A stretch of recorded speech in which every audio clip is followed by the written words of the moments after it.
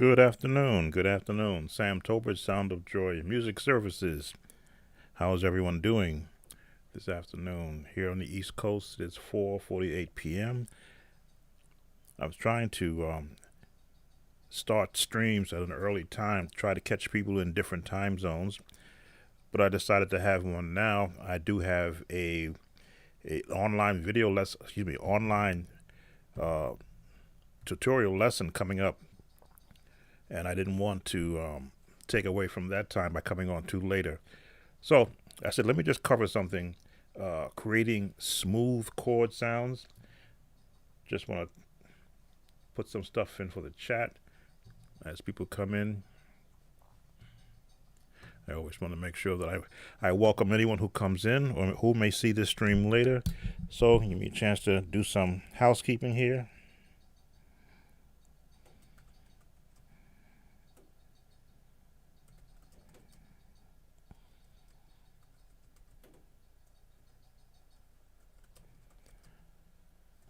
So it's nice to be nice.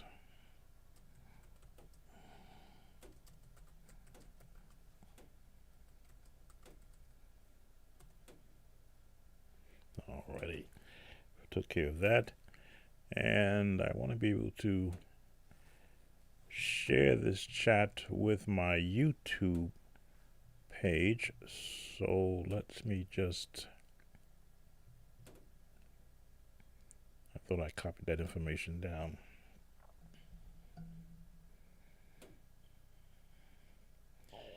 Give me a chance to, okay. I have two computers going on here, so let's go. Technology.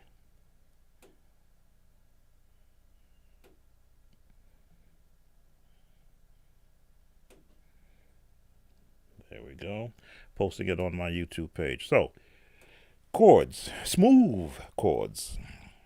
I use that word purposely because we are musicians always looking for a one up on the next musician.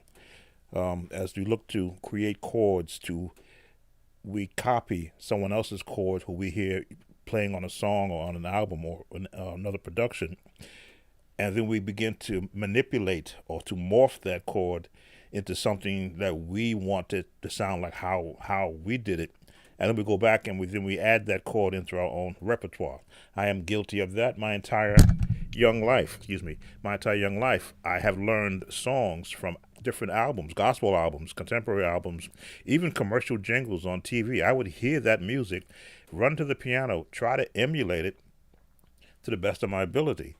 And even now, when I hear other YouTube content creators go over chords from other musicians, I go, "Wow, I don't have that chord in my repertoire." So I'll stop and I'll listen and I'll go, "Okay, yeah, all right, I like that sound." Then I try to again not steal, not copy, but complement by learning how they made that sound and see how can I use that same chord in some song or in the very song that they were doing it in. So what is the word? There's a word about flattery. It just jumped out of my mind. Imitation is the best flattery, or whatever that is. So if you try to imitate a good structure of chords, and you play it correctly, and then you change it, it's an actual what's the word? Sincere form of flattery. So I'm going to give you some of the chords that I've morphed during the years. I've learned from the likes of Thomas Whitfield, Kurt Carr, Kurt Franklin, the late Reverend Timothy Wright, Butch Hayward. Goodness, I can't leave out Butch Hayward from from Brooklyn, New York institution. I've learned some of his chords and some of his songs. And then I combine all of that into what I've learned from listening to different tunes over the years, and being able to develop what I call smooth chords. Oh, welcome, V Force. Thanks for coming in. So I'm gonna so much talking from me. Let's go to my keyboard setting. So and we'll begin. I can start restart the conversation there. right, as you see, I have different camera angles.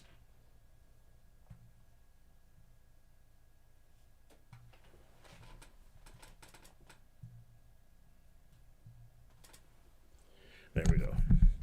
And different lighting. Put on my headphones so I can hear what I'm doing so I don't mess up the sound. Just want to check my mic meter. Good, it looks good. So if you read the opening of this, my description, taking triad chords, which are a building block of music.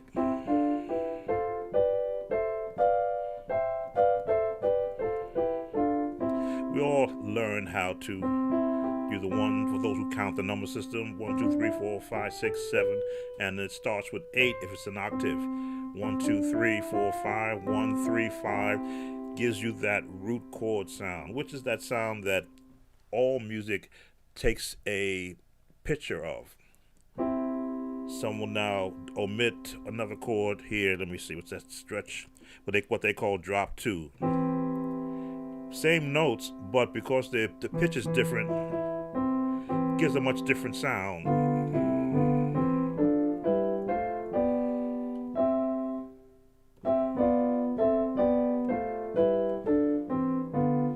Now, you will notice in a lot of my playing,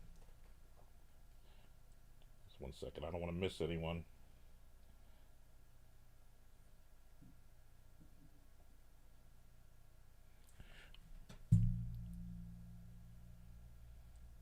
Oh, welcome, G-Man.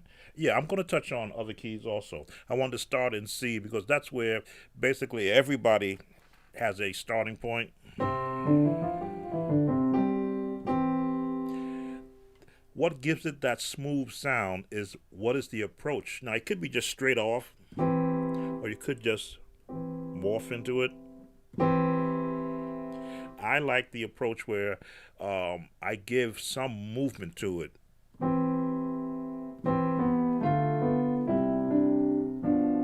Let me see.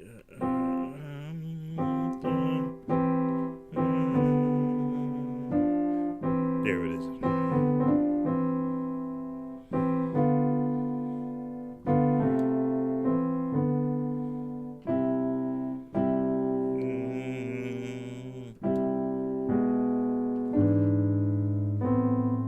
Now I just changed a whole family of chords, but to give it a nice smooth feel. I'm going down in the actual register of notes, but when you're doing these smooth chords, usually you have a melody that you want to work it around.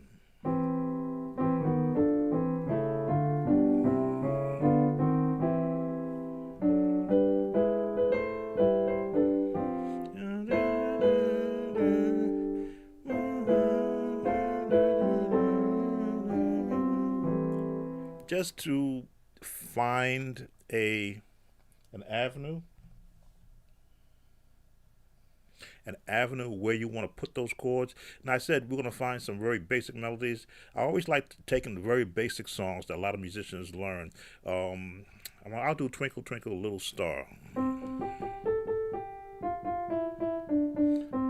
Right in the scales.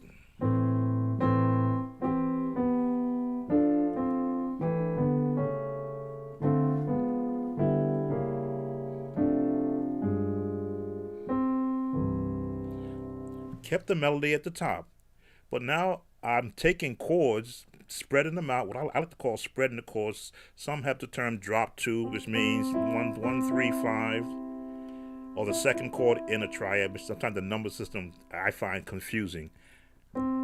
This is considered a 1, 3, 5 chord, but they say drop 2 is dropping the second note out of a 1, 3, 5 triad.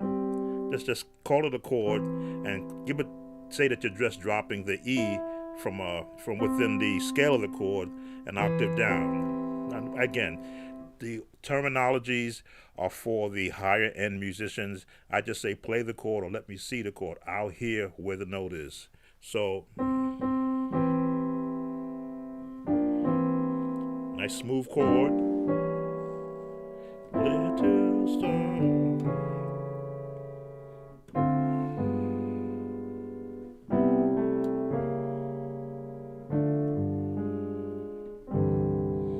Just walking down the melody.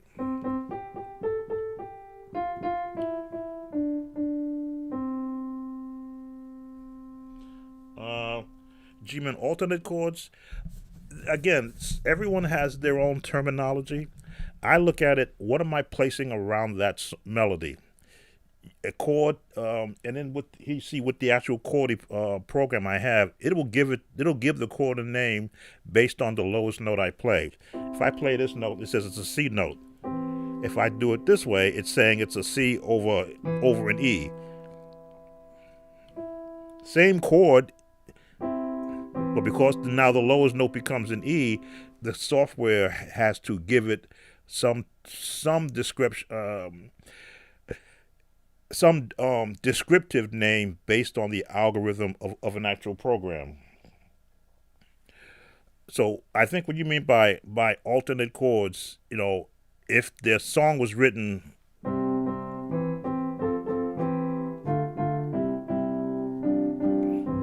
if that's the basic of the song, am I giving alternative voicing? Then I'll use your description as that. I'm just doing an alternative voice,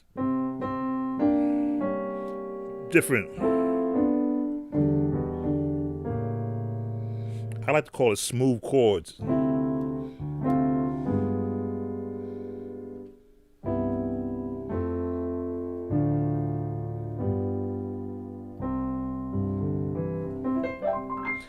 Alternative chord off for me is what other notes within the range of the melody can I find chords that can help give it a different tone. Now you were talking E flat. Let me go to E flat on my Chordy app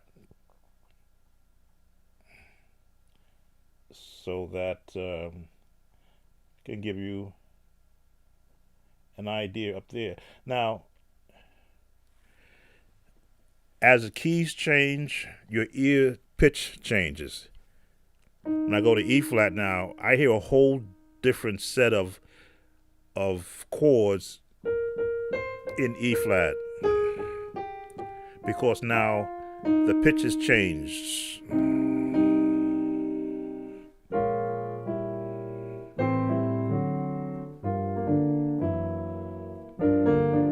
There it is.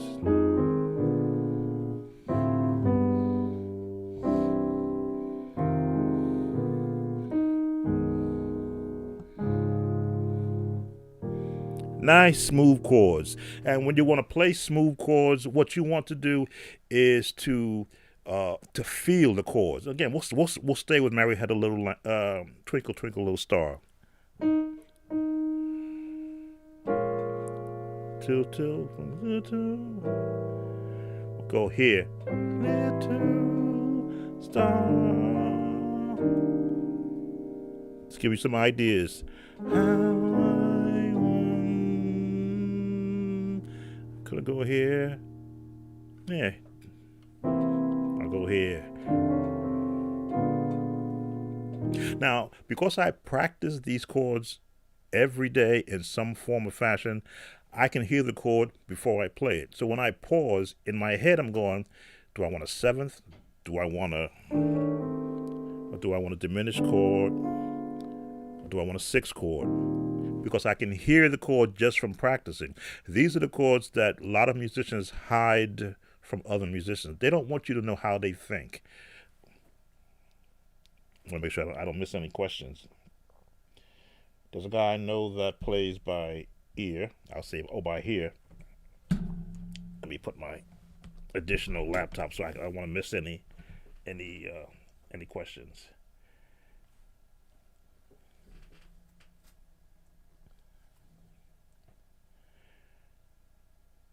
He did a hymn for me last Sunday. He blew my mind. He positioned his hands in ways I had never seen before. It was just beautiful. Musicians who play by ear. Let me just move my laptop. Give me my iPad so I can better see it.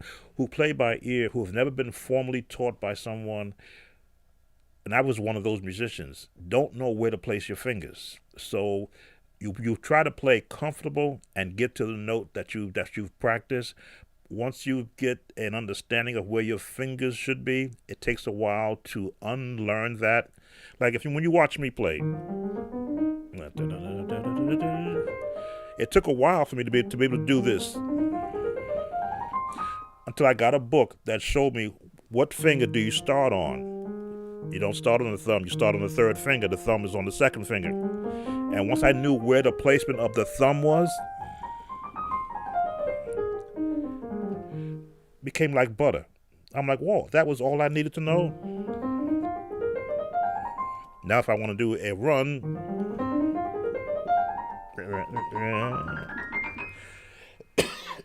excuse me, now I can just do it without even thinking about it. I can just be playing, and if I want to do a run, just start the correct finger in the right spot, place the thumb correctly, and just let it keep going. So to watch a musician who has found their own style of playing, it is something marvelous to watch, because you'll never learn that. That's something that musician has. Don't want to miss any comments. So in that way,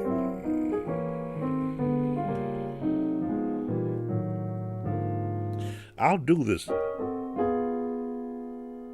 Let me see.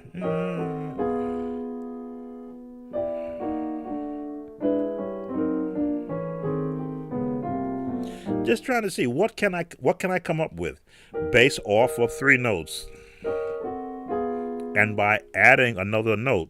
Again, we call this E flat 7 over D flat. Again, the minute you change the note, the lowest note against the highest note will change the name of that chord. So if I start just dropping down,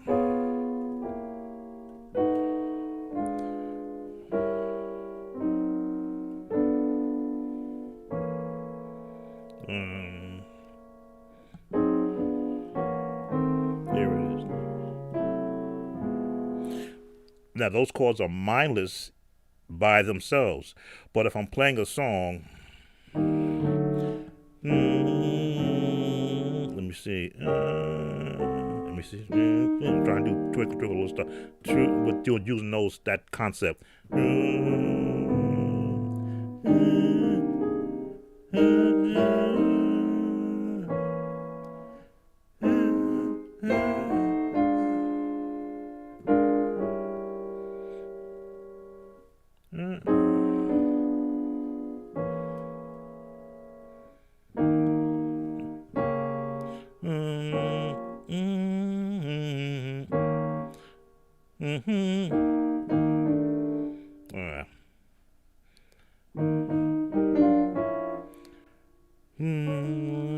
I have to get my head into it, because I'm doing notes I don't normally do with this practice or this session.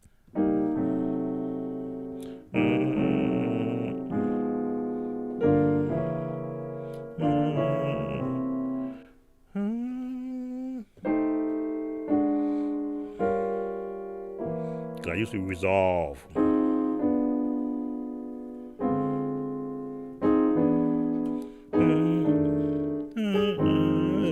I usually drop.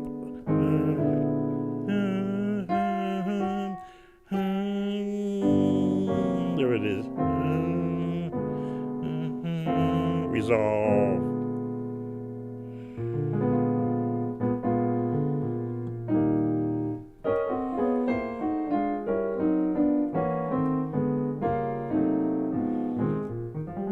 Trying to find another way using the concept that I just showed you. So and to let me just switch over here. Stepping on my wires. This whole music thing, again, there is no real secret to it. It's just a matter of understanding where you want to go with it. I want to acknowledge those that are in the room. I don't want to miss anybody. V-Force, Washington State, G-Man, and I think it's who we have right now. But just make sure I didn't miss anything. In order to play some of the contemporary songs, I've had to unlearn much of what I knew. Today's contemporary songs, praise and worship songs, use less notes than what the songs of, say, the 80s, even the 70s, songs of the 70s and the 80s. That's the era of music that I came in, where they introduced that mixture of jazz and fusion music that gave us chords to be grateful. Then I'm going way back to Oh Happy Day, to I want to go into Andre Crouch. What was that song he did? His music always took a left turn chord wise. Is when he did his basic music. Is when you actually learn. He did. I should know a lot of his songs. I'm trying to think of the Andre Crouch song. You don't know what you're missing until you met the Lord. We are not ashamed of the gospel of Jesus Christ. Song chords that was basic in nature, but then he added that little twist that you never really heard in your quote unquote gospel choir song, because he had a group. I don't believe he ever had a full choir like the Hawkins had a whole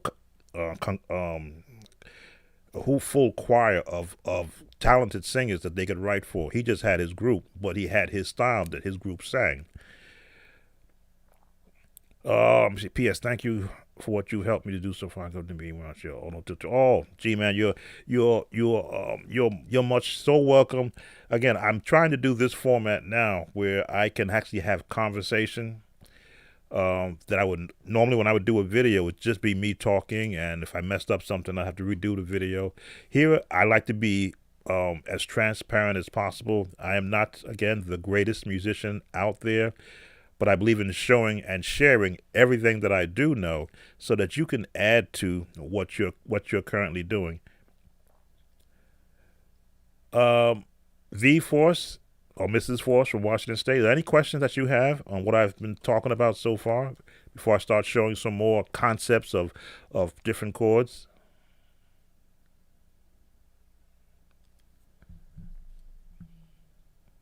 I'm watching two monitors because usually there's a delay from my YouTube monitor. All right. If you have any questions, of course, I'm watching just to make sure. Let's go back. So,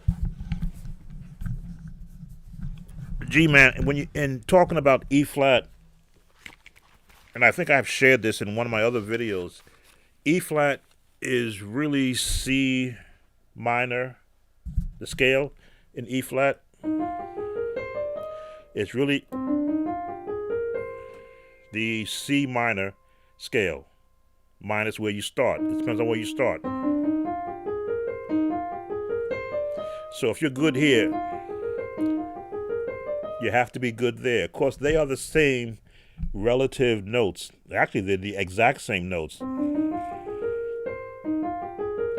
It's just a matter of where you actually start the note. So guess what? Whatever chords that's here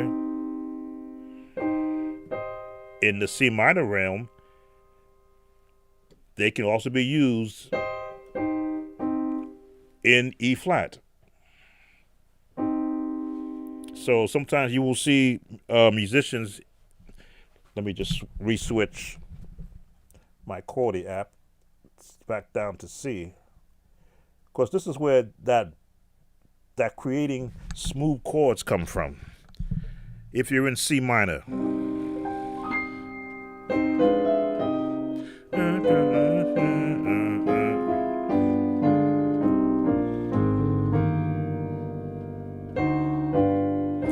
you're going to be in that do do do do do do do do. Guess what? You go to E major, E flat.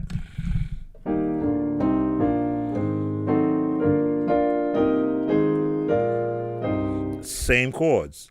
It's just a matter of where you're actually starting the chord from, how you're actually starting it. So whatever it is you play here in C minor, you go to E flat, just change the bottom note. Now it changes. Change one note. Whole chord changes.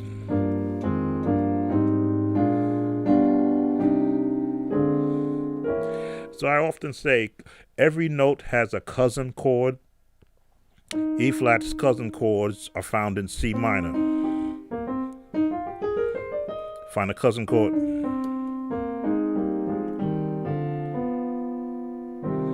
So now you can build off of that. If you want to do just major chords. Uh-oh, what we got there? A C minor chord, but I said because you add that A flat, everything now changes.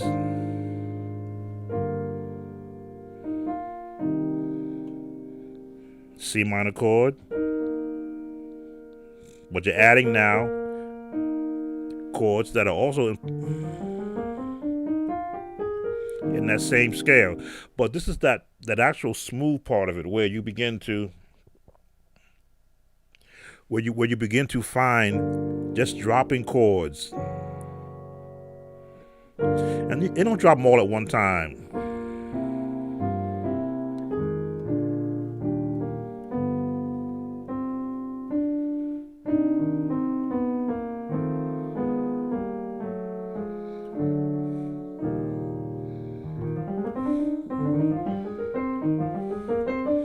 Same scale, just where the first note starts. It's when you go outside of that scale, do you look for those smooth chords? Now we're outside of that scale in a sense.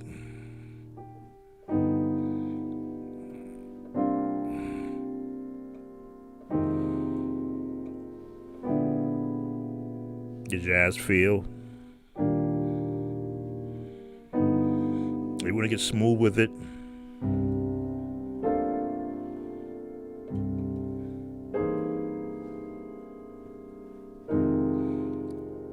Really extending on the chords. They play an F minor 9/11 because that's the lowest note. The lowest note determines the name of the chord on the technical side. What you really care about is, does it fit with what I'm doing? This is when I actually take a chord apart. There's my first three notes again. My triad chord. Next note added. Next note added. Next note added. Now, does that sound give me what I want to hear at that point?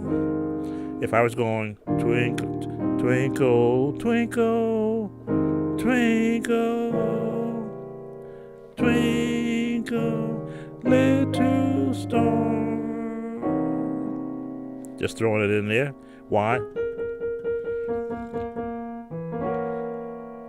Triad, tritone.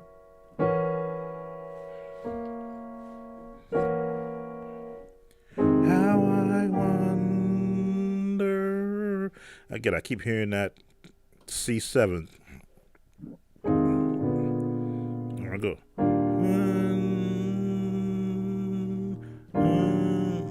There it is.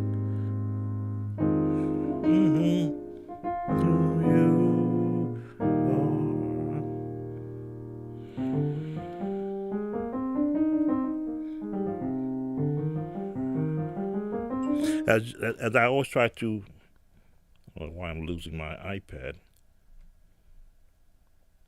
Usually when I turn it on, it stays on for me.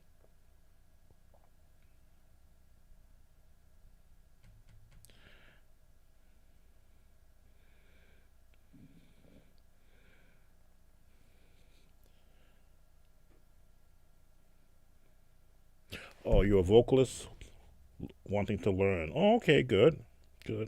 V-Force.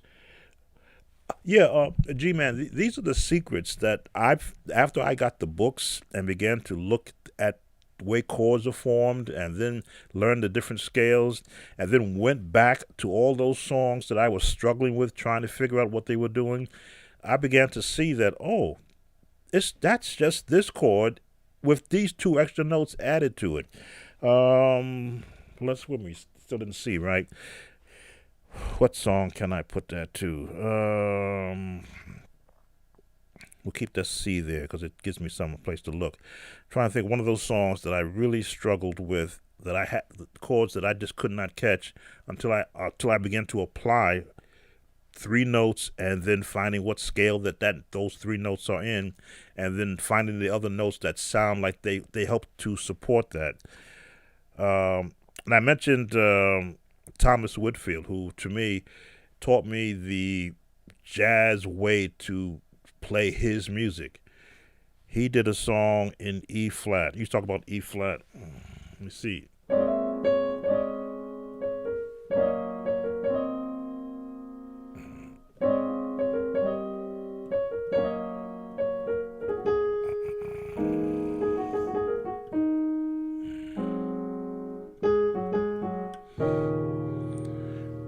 I'm sure I've got the right. I have the first part about it. The first part, I'm sure I've got that wrong.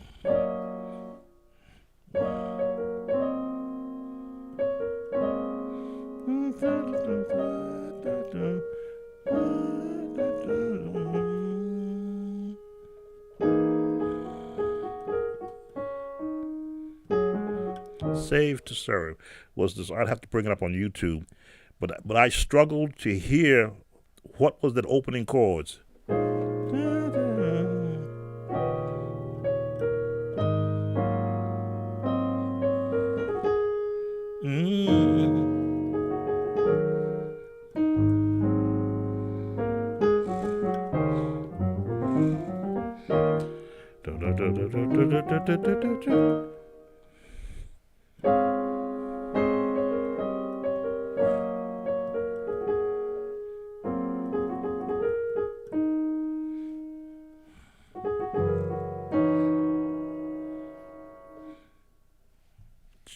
A flat.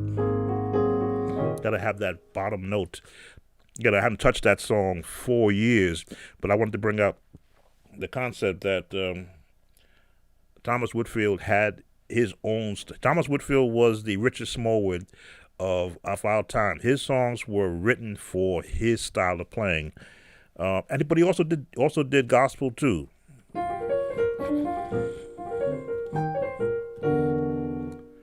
Praise the Lord, praise the Lord. Breath, praise the Lord. Took me months.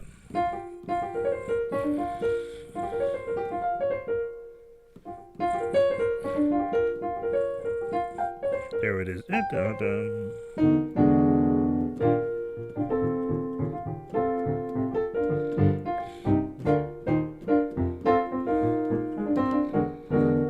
And you had to feel his type of playing. Also, I think I did this one already. All I need, all I need, all I need. There it is. All I need. Again, these are the smooth chords that I learned from other musicians' compositions, where I go, gee, I know this. I know that change, but I never used it in a song until I heard someone else use it. These are so basic.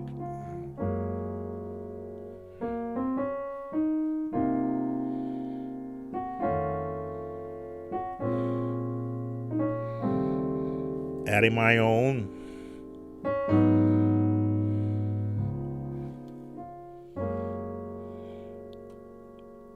Oh, thank you. I want to thank you, Snuggles. I figured you could use this button. Hopefully, be prompted to use that button. Oh, thank you, thank you, thank you. Thank you very much. That's much appreciated. Much appreciated. These chords are legendary by the people who actually created them. Now, I'm from the East Coast area. I live in New Jersey now, but when I lived in New York City, and I was a member of the Church of God in Christ musician corps at Church of Kelly Temple, Timothy Wright, the late Reverend Timothy Wright, would always come by our church at least 4 times a year with different services. And I would sit as a youngster and listen to him play and wonder, how is he able to do what he does? He was a lover of the key of D flat, C sharp. We all called it C sharp until we learned better and got the book, and it said it's not C sharp, it is called D flat. D flat, not C sharp. Depends upon whose book you're looking in. But I learned his style by watching him play and hear him play his songs. Let me see. Everybody knows Where Do You Stand? Who's on the Lord's side? The left hand is still a little slow on that.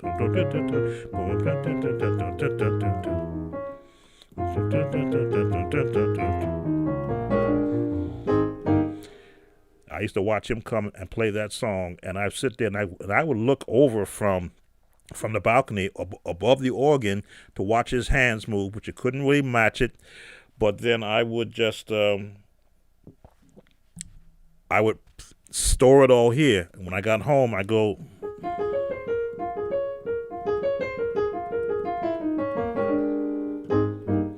and just keep practicing it until I learned it.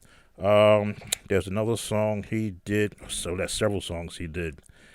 Because he loved D flat, he loved E flat, F, and A flat. That's where most of his songs were actually written. Come Thou Almighty King.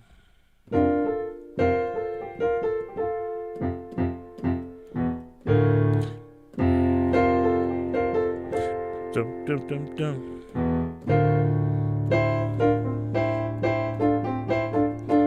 There it is. Here's another timing down. Dum, bum.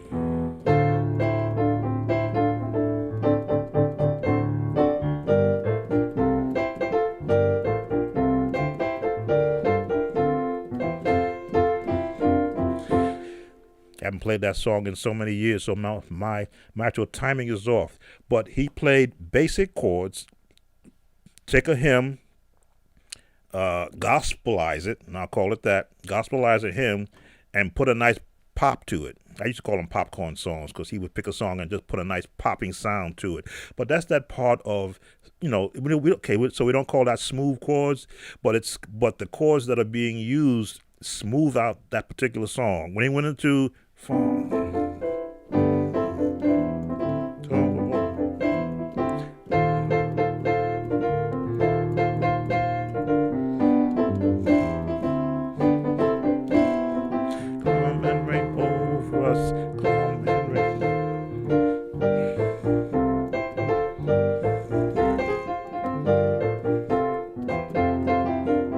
So I got to learn from masters in their craft.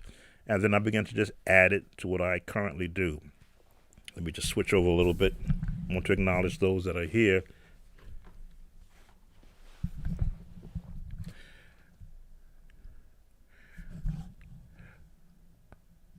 Again, Snuggle668, thank you. Thank you again for your generous gift. Certainly it's not going to go unappreciated. From G-Man, one of those Thomas Whitfield songs that I struggled with was I'm Encouraged. One of those choir members wanted to do that about 3 weeks a month, and it took me about 2 weeks to get it. I'm encouraged to walk with Jesus. Jesus, I'm encouraged to walk with love. I'm just trying to run it through my mind. I think that's the one that you're talking about. I think that's the one you're talking about. Again, I haven't played that song. Probably since it came out. You know what? Let me see if I can.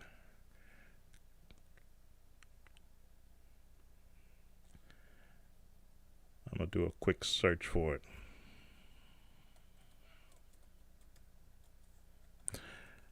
Because I say these songwriters were my teachers. They were my teachers.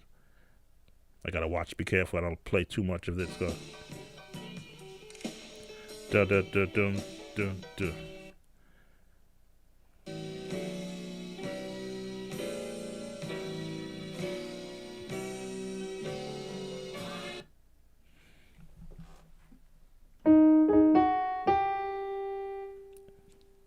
G flat?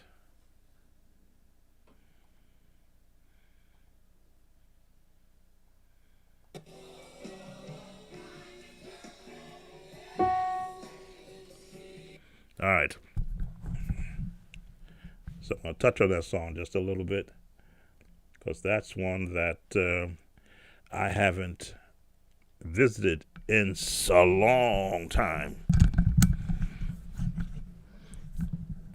I'll keep my chordy words that.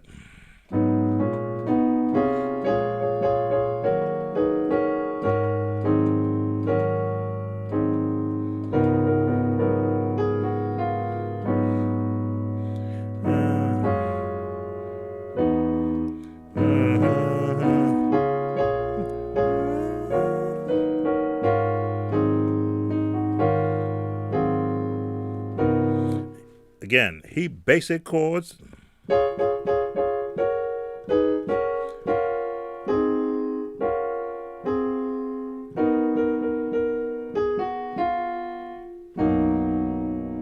You have to finish there.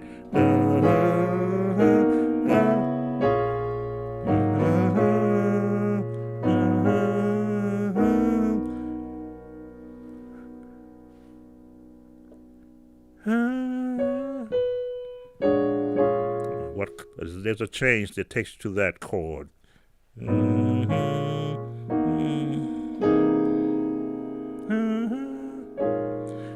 What would get me to this chord? I'm very big on playing the correct chords in anyone's song.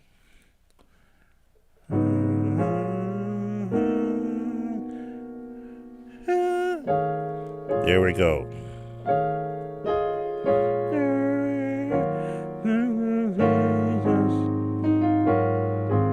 Again, when I get into my Thomas Whitfield mold, and I look at his songs again, I have to try to feel where he was.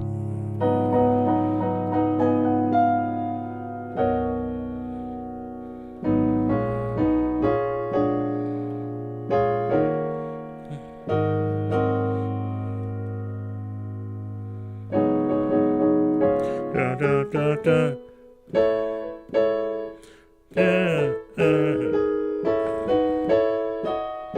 There's that change they have in there. I'm encouraged.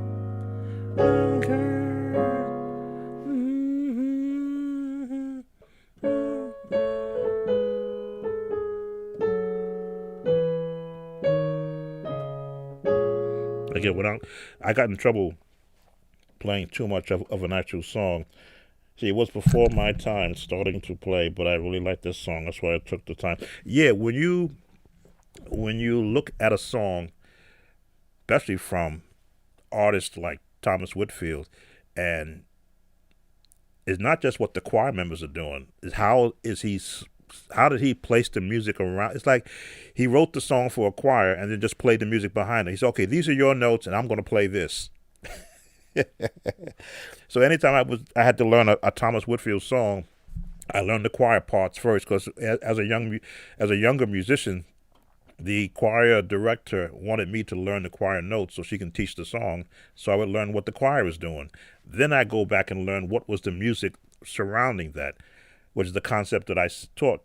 If you can learn the choir voicing of any song, you have 60% of the song. The rest is just what the other musicians are doing, the intro, all the licks that they do. And he had so many of them. As a piano player at that time, when I was learning his songs, it was a pleasure to sit there and try to get his exact licks in. Try to remember what I don't want to bring the video back up because I don't want to get slapped on the wrist for playing music that's copyrighted. But yes, that one of his songs, I did a rendition. One of his songs are legendary. Oh, how I love Jesus.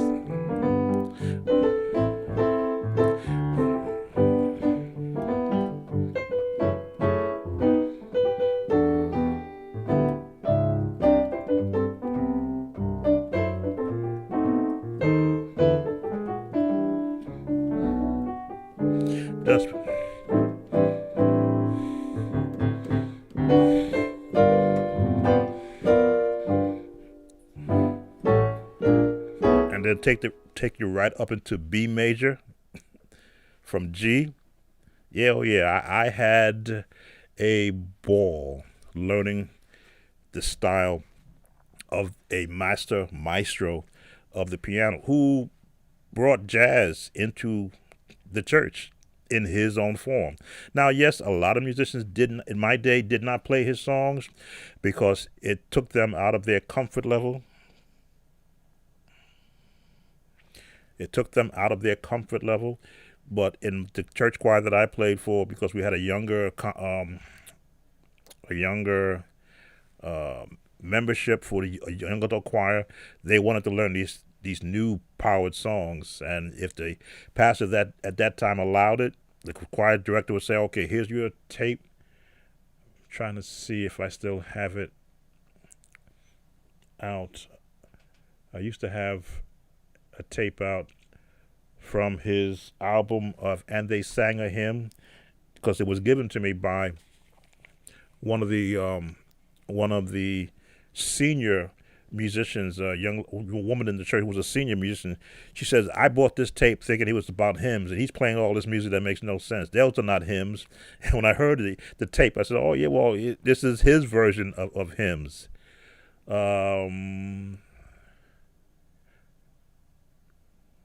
What was that hymn now he did? Nothing But the Blood.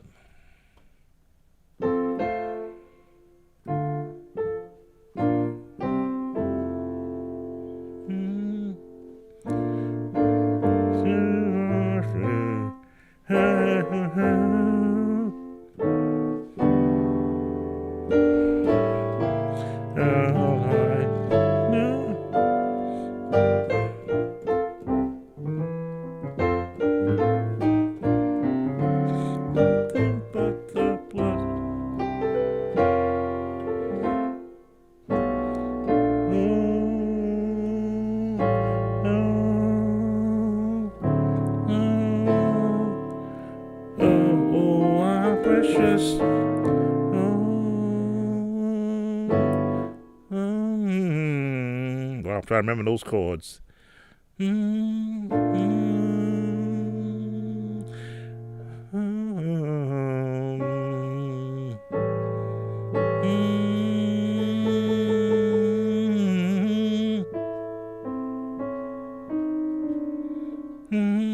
D.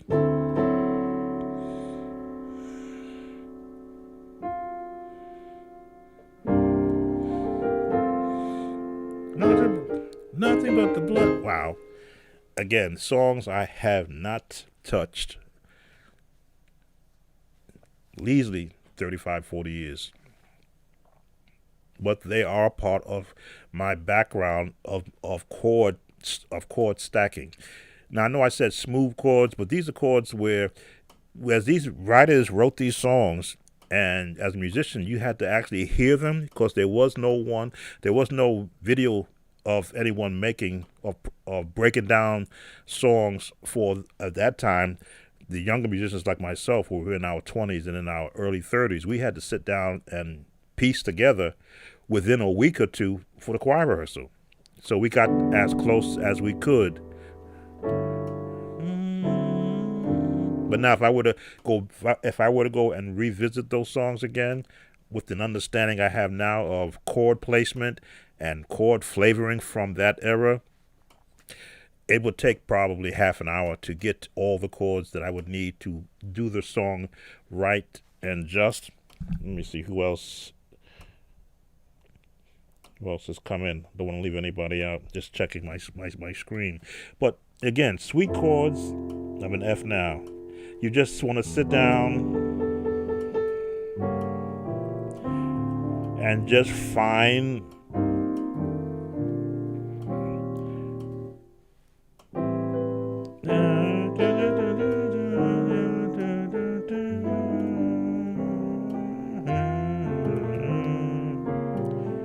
that was the Andre Crouch.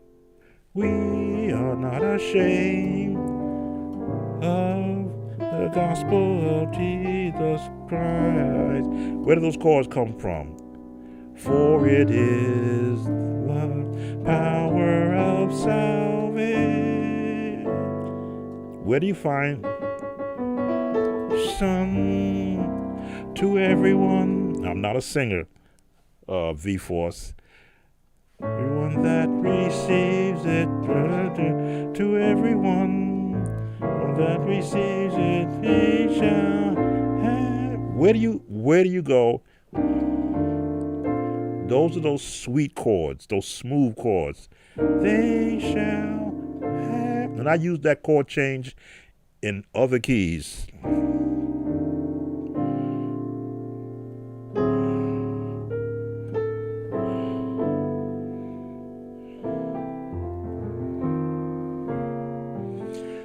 You hear those changes in every song I do because I learned from what I considered the best.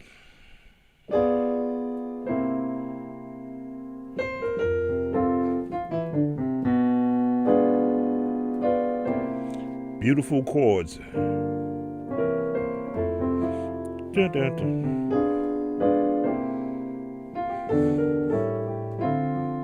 Get the captives free.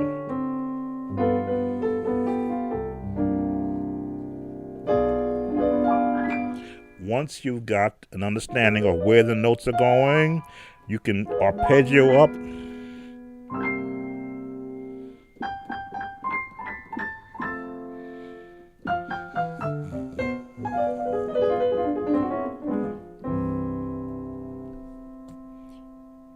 Some of these songs really need to come back compared to some of these praise and worship songs. These songs back from the middle 70s and the 80s, they need to make a comeback. Make sure I didn't miss anything. Can you link what you are talking about in the jazz, especially smooth jazz? Link in what way, Snuggles? G-Man, that's what many choir members fail to understand. Sometimes it is a rendition of the person that did it. Snuggles, let me see if I can give understanding to your question. Let me just come back around and away from the piano, because sometimes I start to play these songs from my past, and it begins to, as they say, stir up all the emotions of playing those type songs. Can you link what you are talking about, jazz, especially smooth jazz? Smooth jazz, in the New York City area, we used to have a station, I believe it was in the AM side, 88, where you would hear what they call smooth jazz, where a musician is just on a piano with a bass player and maybe a light drum, and he's just tinkling a melody he created and just flowing with the chords. No real melody that you could put on paper, but they would sometimes circle around an 8-bar beat and maybe 5 or 6 chords, and the piano player would go around the melody. I think you saw me do some of that when I was doing those arpeggios off of one chord based upon where the actual song is going, where you go with what you're feeling at that moment. Jazz musicians, as I'm learning to try to adapt to what are they feeling at the time that they're playing, are not restricted to notes on a paper. Now, someone may actually transcribe a song they have played for musicians to sort of learn those notes. But when they're playing live, they're making it up as they go. Musicians who play for choirs, in a sense, cannot make up a song while they're playing it, because they may want to go a half a step up and a half a step down, and the choir will be like, well, wait, those are not the correct notes. But when you're playing as a jazz musician, you are free. You have so much freedom that you're playing what you're feeling at that very moment. And a lot of the songs that you've seen me post here on my YouTube page, I stay within the context of the melody. But if I had to replay that same song exactly the same way, I would miss probably 75% of it, because at that time, that's where I felt a chord to fit. Sometimes right, a lot of times wrong. You'd be surprised how many songs, when I go back and I listen to it, I go, wow, how did I miss that note? And then sometimes I go, how did I put that chord in there? I've never got that chord, but at that moment, as I'm playing, I hear chords that I want to use, and by the time I get to a part in the song, I eliminate the ones I don't want to use, and then I pull out that one. And usually if I can drop it correctly, it's like, okay, I got it that time. If I miss it, if I come back around, I would have pre-programmed myself to say, okay, this is the chord you wanted to do. You wanted to diminish there. You didn't want a seventh. Then I'll come back and I'll put the seventh in there. If you listen to my music, you will hear each line of a melody. If it's a hymn, if there's 4 verses, each verse we play differently. That gives me a chance to spread out all the chords I did not put into the first time I played it. It's a concept that I like to use, to be able to show that you don't have to play it the same way each time. You can have a freedom when you're playing as in the actual instrumentalist mode, to be able to adapt constantly, especially when an organ player, you don't just pull out all the drawbars and just play loud, but you're constantly flipping drawbars to give you an actual different sound to it. Let me see, I don't want to miss anybody's. Yes, they do need to come back to anointed full songs. V-Force, I'm an advocate for praise teams singing choir songs and not being tied to a follow the leader mentality, where whatever the leader is doing, if he's singing, you can only you got to sing every note behind him. He'll sing it first, and then you sing the behind him the same words.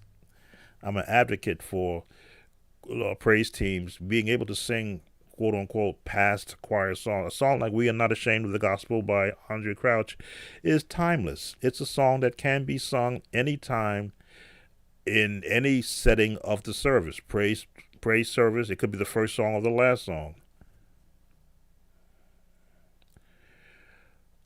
G-Man, I go to different sites here on YouTube where they have jazz musicians teaching jazz, and I'm learning from excellent musicians who actually teach, who actually are learned. They learned to play jazz, and I'm hearing chords that I've been using for years in gospel, and they're breaking it down. Oh, the guy who created this song, he put this change. And I go, wow, yeah, I use that. So now I question, and I always like to question something that I don't understand. I'll go find out versus just scratching my head nowadays with Google and now with YouTube. Where did those people in my past who wrote these songs get their chords from? When I hear jazz musicians who are teaching jazz or giving an instruction on this is a jazz phrasing, I go, oh, okay. So that's where they got that chord from and that phrasing from. Now, am I mad with them? No. That's why I share everything that I share openly on this channel, because if there's a chord change from a song like you saw me do "We Are Not Ashamed of the Gospel," I did probably 75% of the chords that Andre Crouch used in that song, and then I added the changes that I adapted as I've played the song over the years. But you got 75% of those chords that he used, and there are some jazz tones in it. A major seventh, I believe it is. C major seventh, yeah. You don't see the keyboard. That's the sound though. That's a quote unquote jazz chord. Versus a C seventh, which you hear in a lot of gospel. You hear that in jazz, one note change. You hear that in gospel as they're transitioning from one chord to the next. It's when you hear the mixture of both, where they'll go. I'll catch that in a song Where another musician will just hear the last note, I'll hear every note leading to that, and I'll go, oh, gee, why would he put that there? Of course, the person who was playing used his jazz roots in order to, shortcut, as they say, get around the song. I think I have the concept of gospel is my love. I also love jazz because you can improvise anytime, anywhere you want. The beauty of it all. Yeah, V-Force, I have, in my years of playing music, coming from a anthem, spiritual, early gospel, contemporary gospel, urban gospel, all the different names you want to attach to it. And now this CCM, I'll use the term gospel, where it is now whittled down to just 4 or 5 chords. I'm glad I got to experience anthems and hymns because it gave me a foundation to support all the other chords that I learned to play. I think a lot of musicians that I've watched on YouTube and on Facebook, when I hear them play, I hear where they are lacking a foundation. Yes, they got the chords, they got the movements, but once those chords and those movements are taken away, they have nothing left to go to. So they have to revert to going back and bringing in that same chord and just keep on that same foundation, so to speak, where I can just divert to whichever way I want to go based upon how I feel. Jazz is in that same family where there was jazz chords before there was gospel. Now, some people will come after me. Oh, how dare you? No, they were doing jazz before gospel. I've heard the commentary. Oh, that the church came in and stole our music. No. Yes, Tommy Dorsey came in with the blues and the jazz sound and added to the sound of the church music. There was if they were stealing done, it was the other way around. Why? Because I was there when all you heard in church was anthems and hymns. Because the musicians at that time played by sheet music, and they couldn't play jazz. They could not. They couldn't. Some of them couldn't even play preacher chords. When the preachers would hoop, they would stop playing because they didn't understand. How do you do that behind the preacher? How do you do that behind? They would stop playing. The preacher would hoop without no music until younger musicians such as myself came on board, and we heard other musicians doing it, and then we began to learn that concept. I think I have in an old workbook that I put together back in 2009, I put in there basic preacher chords in every key and a format on how you can apply it to whatever preacher that you have if you've never learned it before. I love the fact that you can blend all genres together and it sounds good. I hear that when you play, but can I tell you the foundation? I can tell you something. Yes, V-Force, I was a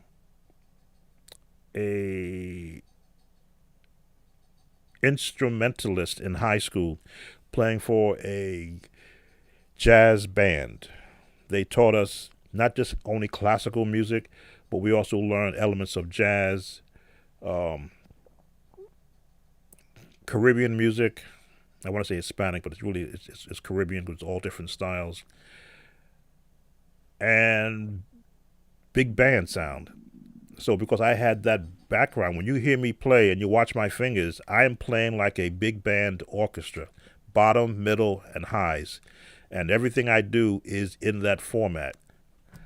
Middle movement of the fingers, bass at the bottom, and high notes that trill or that actually support a melody.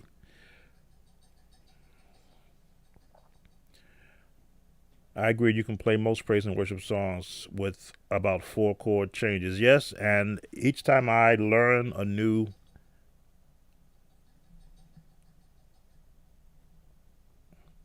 something's going on with my channel, I see. Excuse me a second, I'm watching my channel here. Okay.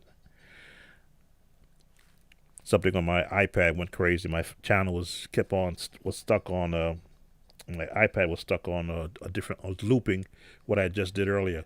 Sometimes when I was learning the early praise and worship songs, before I'm not of this era of praise and worship songs, but I had to learn some of them. So when I did begin to learn them, I would get bored.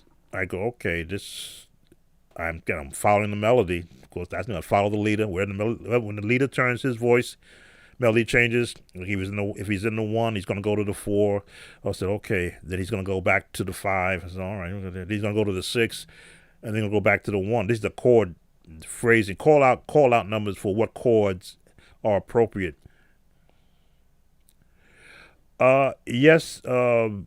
VForce, my workbook is available, but it's free. I didn't charge for it back in the 2000s. I still have a copy of it on my hard drive, and I freely share it with anyone who would like to look at it.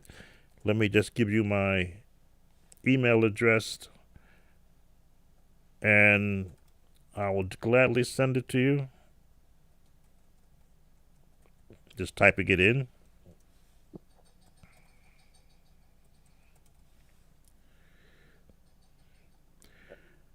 Welcome, Nathan. Actually, you know what? I can actually bring up that workbook and let you see what I have in there, because it's in sort of what we're talking about. I do have chords that I purposely put in that workbook. Let me bring it up and put it into a window here. Okay, now let's see where I want to put it. I think I may have shared this the last time. Give me a chance to find some place to put it. Seen here? Yeah, I can put it here.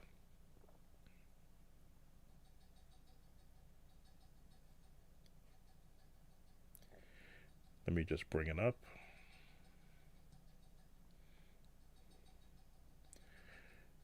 Here we go.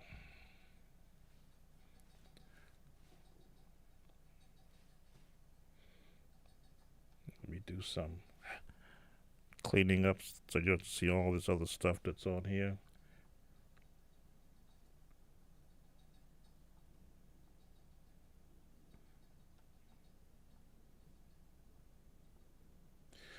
So this is the workbook that I created back in my early days when I was teaching on the internet.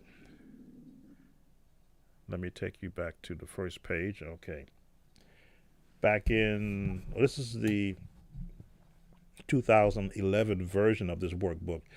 I wanted to be able to share everything I know with any musician that seriously wanted to learn about music. So I put together this workbook for them by taking images of everything that I've learned over the years, and I put it together for new musicians, intermediate musicians, and some techniques for the advanced musicians. Now, what you see me here doing on YouTube is an offshoot of what I was doing back in the AOL dial-up days, when you basically sent MIDI files over, and you couldn't show videos until the bandwidth for everyone's home got strong enough to be able to show videos. So this is what I had put together by myself. Again, I knew how to use software. That's an old picture of me. I used to have DVD lessons. Actually, I still have DVDs, 32, I think, of them that I still have, when I was trying to provide video before YouTube made it possible. So this is 2011, so I'm a little bit more advanced now. I actually had MySpace, and I still have a MySpace page. Let me see what I got here. Sam's Gospel Music Code. Let me first give honor to God, always, the author and finisher of my faith, to Jesus Christ, the ruler and sovereign friend, who, though who thought it not robbery to die on the cross and rise that I might have eternal life, and finally to the Holy Spirit that works in my being, giving me guidance where I need to be and the strength to endure until Jesus' return. So I always started everything by giving God honor. I don't do anything. I can't even have this live stream with you now if he does not give me the breath in my body to do this and an ability to communicate. So I never took it if though I could do anything I want to do because I'm better than everybody else. No, there is a sovereign being that embodies his spirit in me that says, give the people what they need. So, yes, and as I continue, yes, back then I loved playing the organ, and this model was among the first, to have play-along chords. I'm not sure what I'm talking about there. I never used them back then. I wanted to play chords I learned by ear from albums and the radio church services. Ever since then, I haven't read this since I put this in 2011. I've been on this marvelous musical journey, giving back the gift of music that was placed in my life. And now after 10 years on the internet, wow, we begin the next phase of musician instruction. So yes, for those that have never heard of me, and I know there's some musicians who are still learning about me from what I've been posting. This is not new for me. I started this back in 1992, where I wanted to help musicians. I think I still have, let me see if I kept that. I still have that.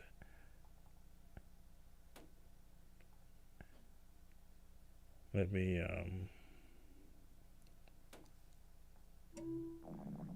excuse me. I don't mind sharing my history.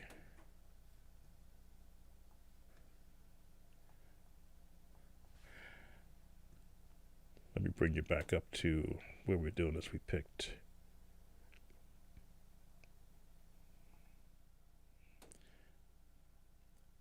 I'm going to bring up another window.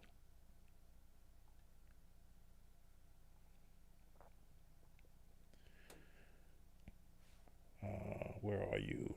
You should be. Nope, not that.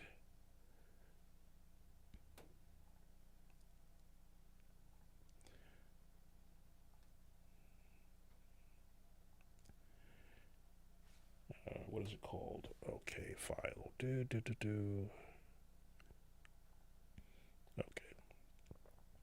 I'll bring this up. This was 1992 when I started to have the thoughts of, can I help church musicians anywhere?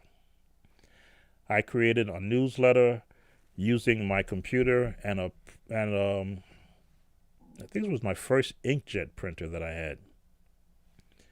So back in 1992, just at the turn of the new year, I started my own newsletter, and I would mail it out to every church in the area of New York City where I lived to let them know who I am. Sound of Joy is my company name, and I wanted to meet the needs of today's church musician. That's what I wanted to do. I wasn't trying to keep anything from myself.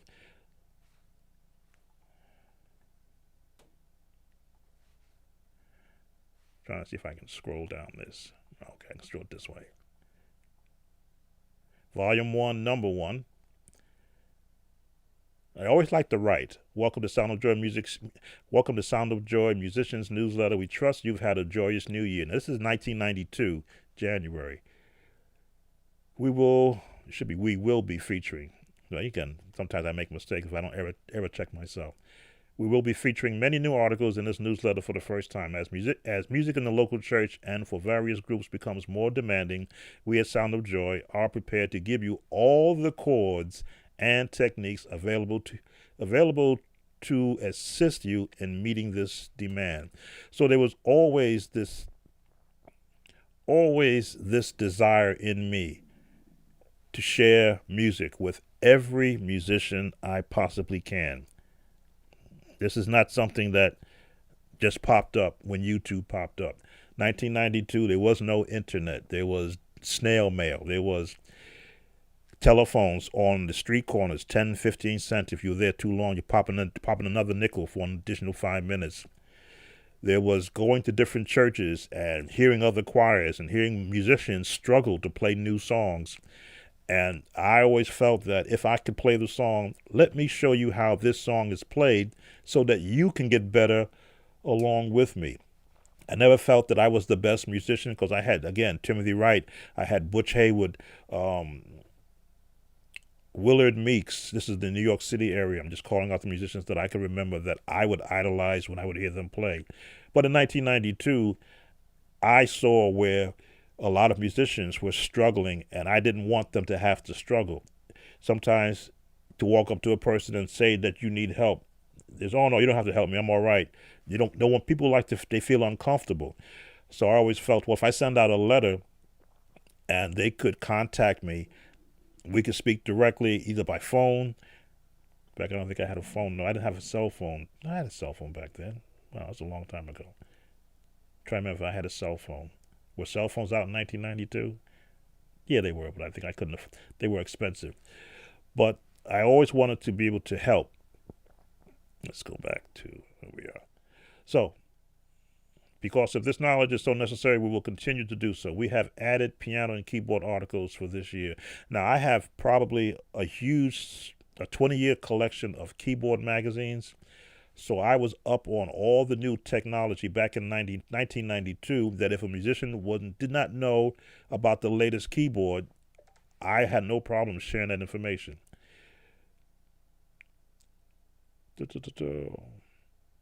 If you own a keyboard that have not fully explored its potential, then you will enjoy these articles. We will cover everything from the many voice sounds available to sequencing 8 or 16 tracks. I need to go get something to eat. We will also cover using computer-driven software to assist you in creating music scores and compositions. So I had already had a computer running Cakewalk Sonar. I think it was called Cakewalk. What was it, Cakewalk? I forget the term. They had numbers back then. 6.0 software. I was using, I don't want to say it was Finale. There was a software before Finale to create sheet music because I wanted musicians to go beyond just playing for churches. I wanted them to be able to create music and to use their keyboards and all their different sounds to emulate the different sounds they hear on albums. We'll become this computer-driven software system creating music scores. As you see, we're going to be presenting quite a bit of information to register. I wanted to know who you were and what church you were at, so I knew who I could send the information to for free. Let us know what you would like to see us covering in this coming issue. We appreciate any and all comments. Should have been all and any comments. Thank you. So this letter began Sound of Joy Music Services. Past features, organ tips, organ musician corner. This was on previous letters before I put this one out in 1992. I say new features for 1993. I guess I was being prophetic back then. That's what they call it. Trying to grasp this. It doesn't want to move. There we go. And by that time, I had already 5 cassette tapes featuring the gospel sound and the keyboard sound. And to help fund buying of the cassette tapes and the recording of it, I only charged $6 if people wanted to learn a different concept in music. So there was no. I always tried to make any presentation I did, especially here in the YouTube world, not to give the musicians the feeling of I know more than you. It was, let me get you to everything I know, and then I'm gonna watch you go beyond me, because I want to go back and get more musicians. For those of you that have been supporting me again for all these years, welcome, Junior. And then 20, welcome. I'm going to acknowledge those that I see coming in. Of course, Nathan, I did catch you. I always felt that it does me no good to be the musician that comes in and plays, and everybody else is standing around watching. I'd rather, once I'm finished, if I'm in a service or if I'm just playing for a choir, somebody will tug at me walking past and says, "Hey, are you going to be around after service? Can you show me something?" I'd make it my business not to go anywhere and to say, "Hey, what can I show you?"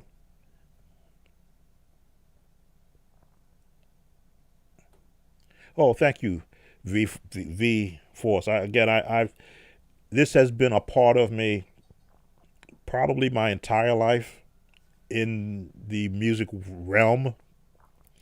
Again, I started playing for churches when I was 17 years old, and the only thing that was surprising to those who were hearing me was that I could take a song home and the next rehearsal know all the chords and know all the voicing of that song, where the other musician would still be learning the song. I said, okay, here's the soprano part, here's the alto part, here's the tenor part, and then I would do the intro to the song like the album. They were like, wow, no, I was trained. I was a trained musician from a instrumentalist, and I took that training and applied it to the piano and to the organ and to learning a song without sheet music, basically by ear. I know we say play by ear. Let me take this off because I'm not playing. We say play by ear, but I say play by ear.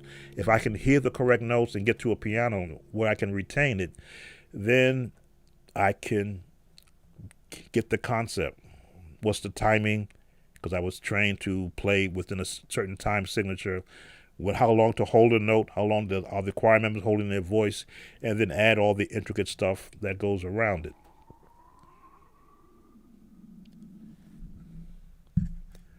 Let me just drink a little bit of water. I'm getting to hear my stomach growl.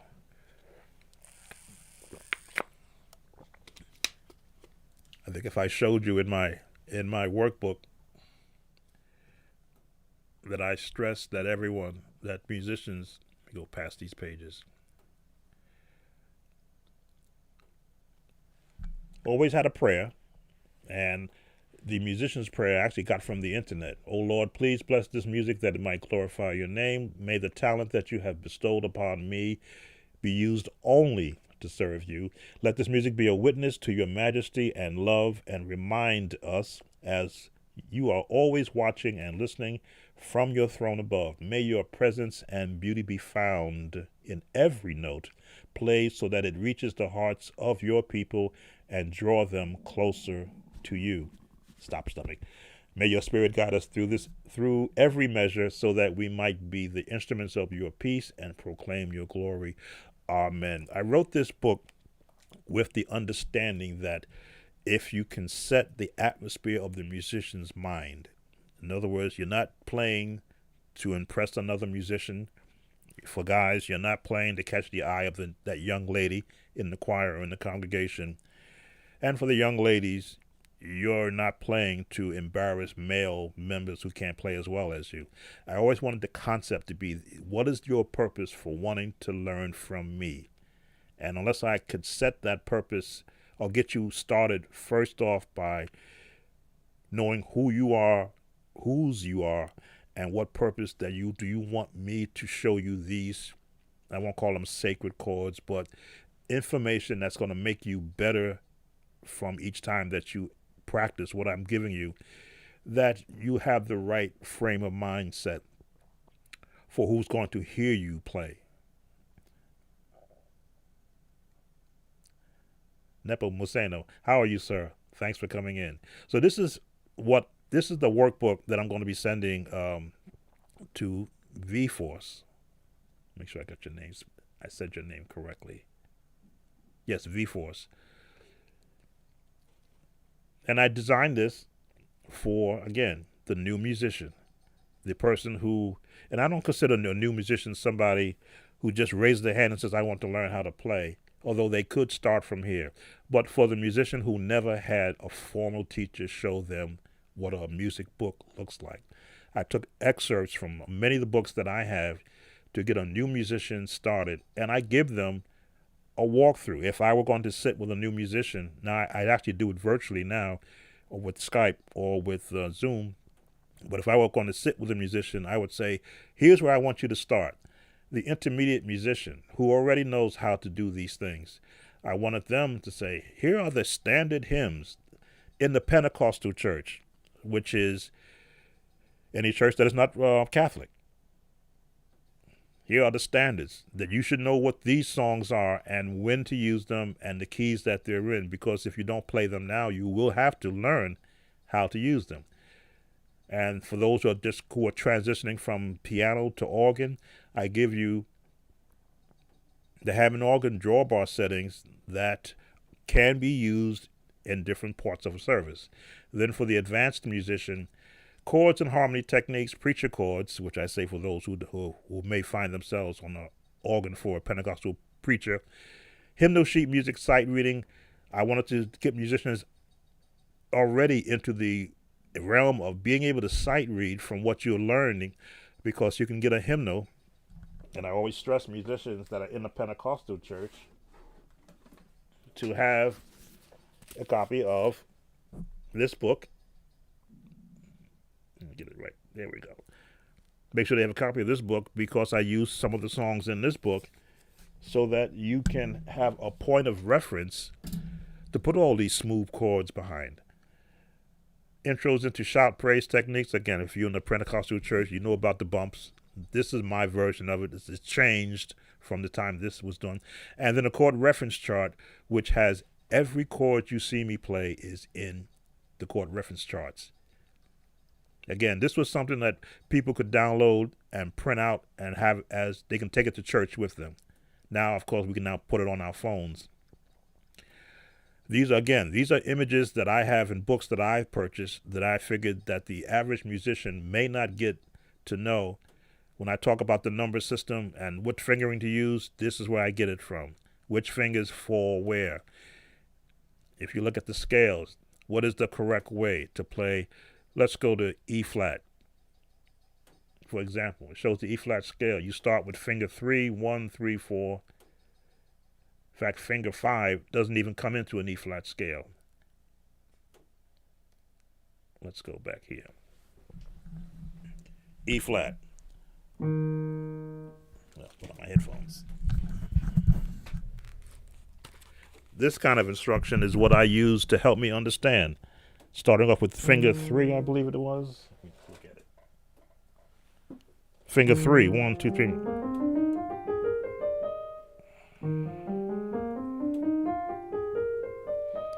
You would think you're going to start it off with the first finger. And now you get here and you're stuck. Well, what do I do? And now I'm stuck. No, if you start off with finger 3, as the write-up would say, now all of a sudden, all the fingers are fine.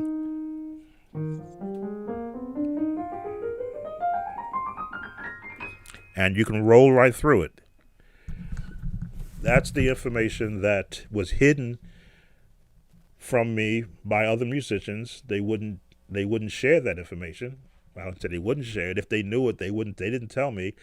But I got a book that I said, how can I get this information out to musicians who I want to see them get better and get better than me? I put in practice sessions in fingering. Again, the minor scale practice. Remember I said about E flat? This is harmonic minor, I believe. So this does not fall into the E flat scale. But I want you to get the, and again, I should go back to here. You got the left hand and the right hand. So the left hand is in black, the right hand is in black, the left hand is in red, because you need to train both hands equally and correctly so that you can do all those nice fingering movements. I gave you scales, and then I gave you a song, because I always felt once you've practiced, you got to put it to a song. In this case, I picked the song, Our God is an Awesome God. He reigns from heaven above. The melody line to every song is found in the root scale of that key of that song.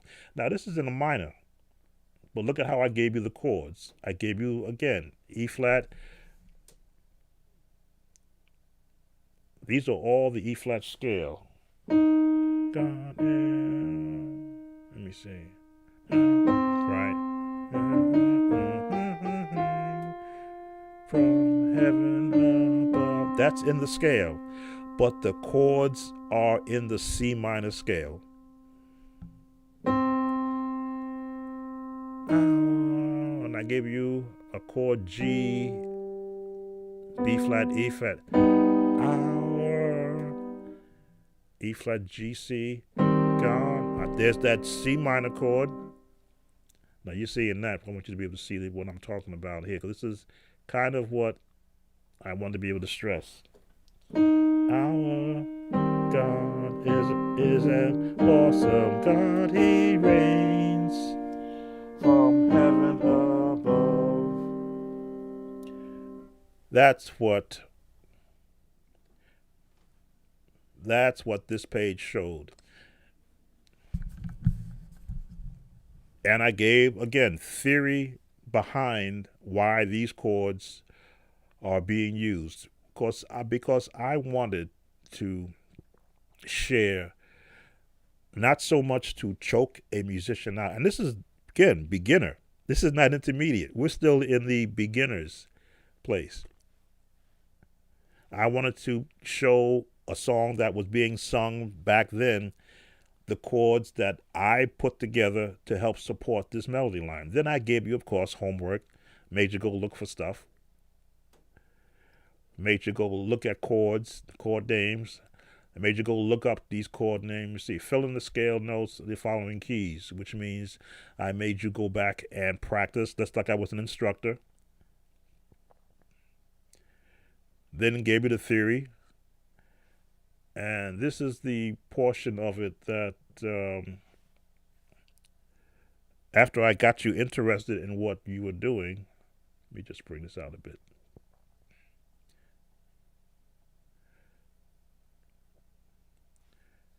This is the portion that I put the most emphasis on.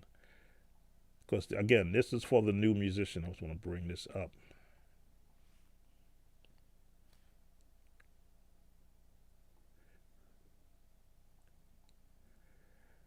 My disclaimer. This is your reference information to the scale fingering chart from the previous page. So every page that I put together in this, when I was doing this, make this bigger, was designed to make the musician better. But I always found out that you always have to explain everything. You couldn't just, I wouldn't just want to throw music and throw chords at you and then you don't know why. So I would give you, this is your reference information to the scale fingering chart from the previous page. Practice playing each of these scales in the 2 octaves using the proper fingering at the beginning of your practice time. Now, most people don't know how to practice. I had to understand that. I was brought up in the practice mode from my high school training. So I had to give you a practice routine. If you have a keyboard with a metronome, start your practice tempo at 50 beats per minute and gradually increase by 10 beats per minute up to 100 beats per minute. Don't rush to get there in one practice session. The idea is to be as accurate as possible. This will help you when we cover gospel runs later during this course. Now, of course, this was the course workbook. This is where I encouraged everyone to start my course back when I was doing it on the internet so that they could get up to the speed of everyone else. Remember to practice right hand first, then left hand. If you're daring, do both hands at the same time. Send me a video clip because I wanted to see, were they picking up on the concept. As a new musician, I believe it's important that you follow, it should be a routine of practice until you're ready to go at it on your own. And I would be amiss if I were to ask a question to those in the room when you first started playing. Did anyone give you a practice routine? Any musician who you've asked to for chords or for help, did they give you a practical practice routine? This is what you do to practice. This is how you practice, what you practice, why you practice it.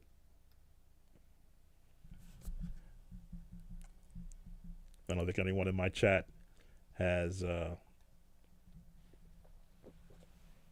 given that. So this is what I did. Some suggestions I believe will assist you in developing a practice routine. Number one, turn off your cell phone. The worst thing you can do is to start the practice and then be interrupted by a cell phone call, because you treasure that call before you treasure practicing. Next, pray. Seriously, pray. Put the head down for whatever way you want to do it, so that you can get in tune with what you're about to do. You see me sometimes start playing a song and switch to another key without even thinking about it, because the prayers of my past are still effective in this and in the future, present time where I am right now, where I sat down and I said, I don't know what I'm doing, Lord, help me. Help me hear what I want to do, because I don't want to look bad, and I don't want your music to look bad. Also, if I'm, again, this is as a young musician, as I was in preparation to be able to play for a church. Start by scale fingering in every key, 5 to 10 minutes. No, you don't have to practice scales for an hour. As you can see, I can. Let me just turn my mode. I can go to the key of A flat. Did not take me an hour to practice that. Once I got comfortable, change key.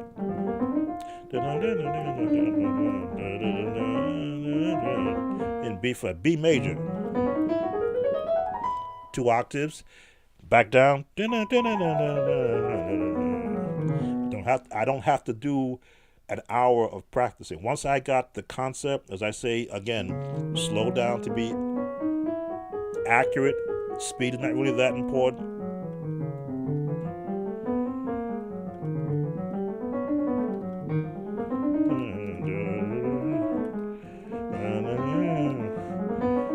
I'm just showing off now.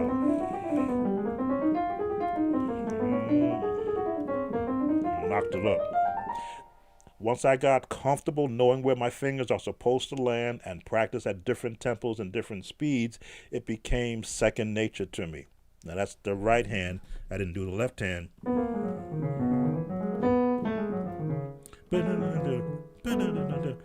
A major. There we go. F was the hard one. F is hard to do the left hand. There we go. D. There we go. But I set a practice routine so that I could get comfortable. Practice your triad inversions in every key. I think I've shown you that. The first, third, root the third and the fifth note in every key, just so you get your hands comfortable moving. 10 minutes. Practice chord progressions and transition chords, C, D, F for 10 minutes. I think I give you some of those chords. 5, take a break. All this talking I'm doing, I got to pay attention to what I wrote.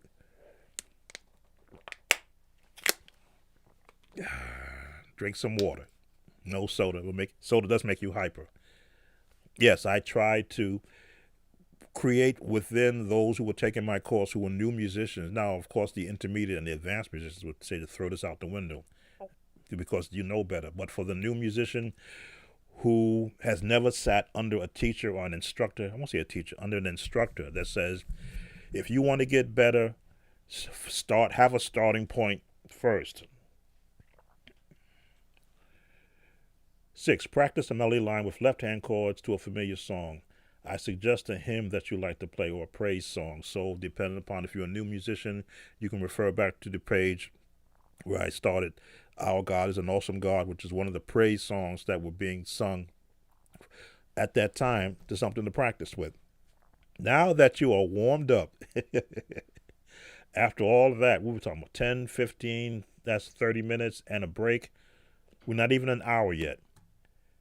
Now that you're warmed up, you can tackle more advanced practice. Work on your preacher chords if you play for a minister that needs you to play for them. So a lot of musicians were taking my course back then were thrown into a church.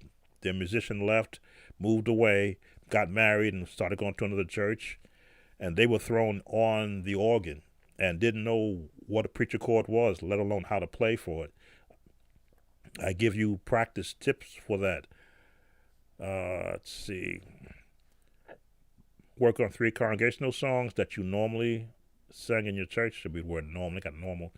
In the key they sing them in, using the practice text from this course. Do not use the transposed key. Now, I know this is a sore point with a lot of musicians, and I understand the transposed key. Transposed key does not mean you don't get the check after you played. Transposed keys got you the gig, and it kept you in the gig, in the sense what they call it now in the church, ministering. And for a lot of musicians, it keeps them getting paid. So I'm not against it, but in my course, I wanted you to learn to play in every key fluently, so you wouldn't have to use it until you can get away from it. Number 9, if you play for a church choir praise team, begin practicing songs that they will sing at the next service. Again, musician who now finds himself in a church. Number 10, take another break, answer your cell phone, and update your Facebook. Again, I smiled there. Facebook was currently where everybody would go during that time. So I've given them a way to get better musically. I've been here long, intended to, but I wanted to share that. In fact, yeah, let me tell you what. Let me go back to that because I want you to get an idea. That was just to get information in the hands of people who have never had a formal instructor. Come on now, do this for me. There we go. I believe it's 29 pages, and I hand typed all these pages. So if you look at the right side, I do give you music theory. This is from the books that I learned from that helped me understand what a C major scale was, what tones were, what the numbering system was meant to be, to assign a note to a number, which made it easier to know where to place your hands, what the scale tones were, whole, half whole. The major scales are in every key. I gave you information. Tons of information. And then there was another song. Again, let me just change this. Because unless you apply what you're learning, it becomes boring. So I wanted to give you practical application. Many of you have learned the number system approach to playing song. Again, I will talk to the number system. I don't teach it because I see it as a jump off point, but not as a end all be all. You can play if you know the number system, you can play any song. I say no. If you know your scales and chords and how to apply them, you can learn every song. That's what I teach. Many of you have learned the number system approach to playing a song. As a rule, I don't teach that method, but I will speak to the concept throughout this course. As you become more familiar with chords and progressions, you will soon wean off the number system. You will soon not be asking, what number am I playing? Is it a 6 or are we in the 5? No, you will be able to hear the song in your head and hear the chords that you want to use to whatever is being played. You'll hear it and you automatically go there with instruction. In this new musician course, we will cover alternate ways to support the mode of service when you're on the keyboard. Here are a few techniques you can apply to what you're currently playing now. Can't get all that in there. Before service starts, if there's no praise team at your church, use an opening song like Lord Prepare Me to Be a Sanctuary, not the up-tempo version, because there was a new version that came out that was up-tempo. A good congregation key is E, flat, or F. I suggest in order to warm up the singing of your congregation, start in the key of E flat.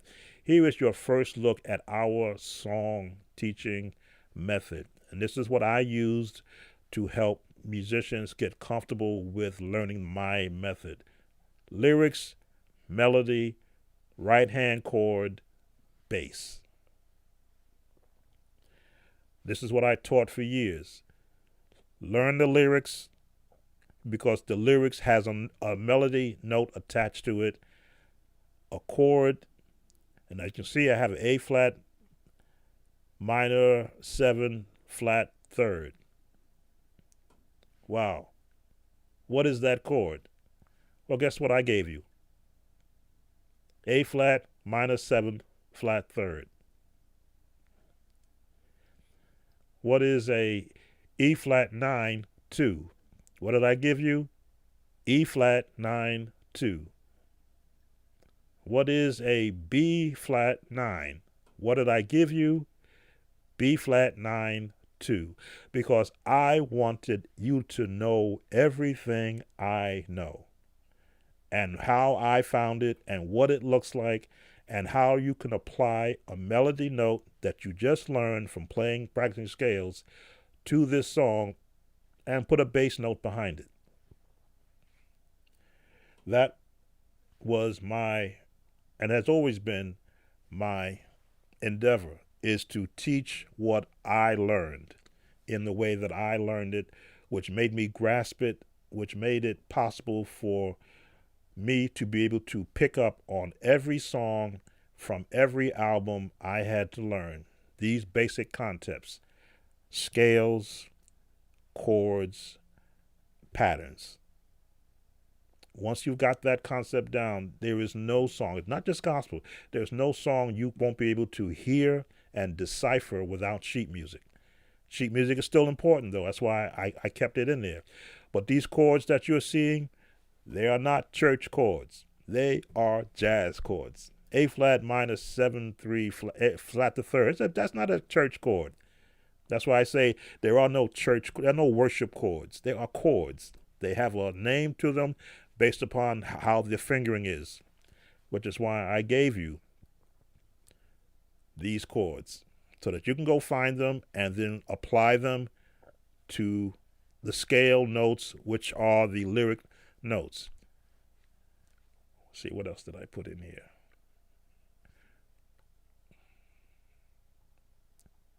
And mind you, we're only on page 9. We're only on page 9. But as I said, it is a reference book. It is something for you to, in your musical journey, back when I was doing this course, in your musical journey, I wanted you to have a reference so that you didn't have to ask me, but you had the information that I had, so that all you could do is get better.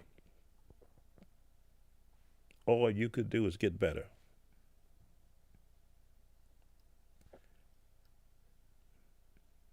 Let me see. On the left side, I gave you, okay, triad chord, what it consists of. There is your root, your third, and your fifth. A minor triad root, you flat the third note so that you can hear what it looks. You see what it looks like, and then hear it when you practice it in versions. I give you all that information. Then I give you some chords to practice in C. Why C? Because it is where everyone starts, musicians. So you got chords. These are what I said, practice chords in different positions. I created, if I remember right, I created these templates for you to use. They weren't out of a book because I wanted to be able to let you see where your fingering would go.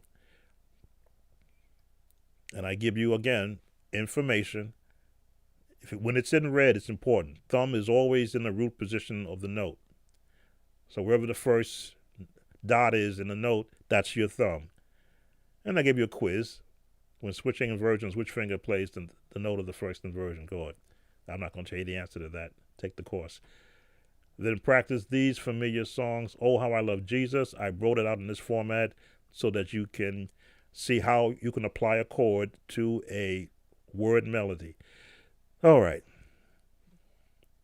That was for the new musician.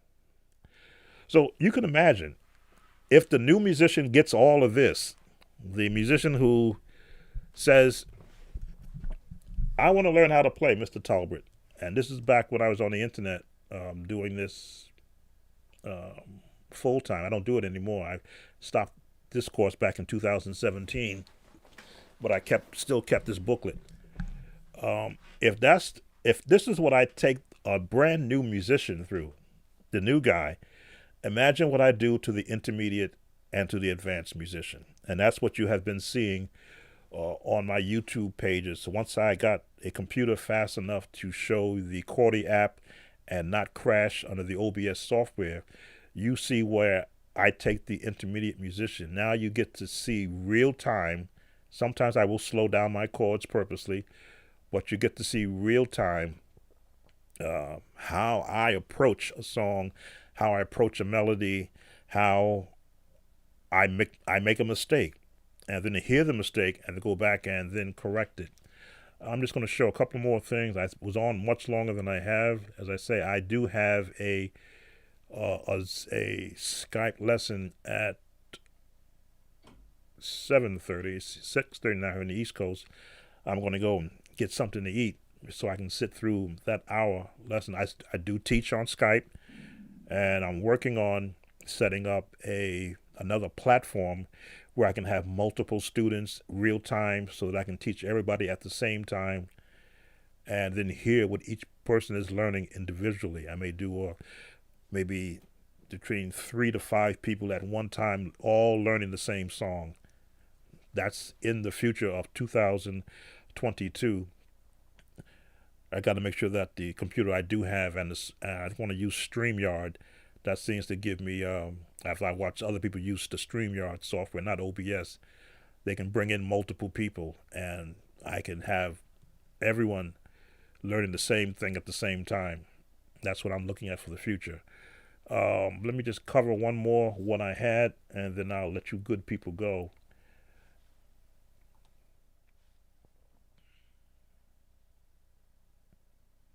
Oh goodness, 12:39 a.m. 20. Thanks for coming in,